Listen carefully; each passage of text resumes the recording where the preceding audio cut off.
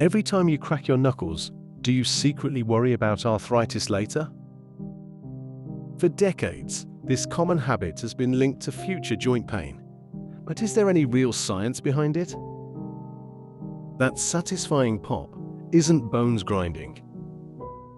It's actually tiny gas bubbles bursting within your synovial fluid, the natural lubricant in your joints. Decades of research, including a study where one doctor cracked only one hand for 60 years, show no link between knuckle cracking and arthritis. So relax, your joints are probably safe. Want to understand more about everyday health myths? Follow for more.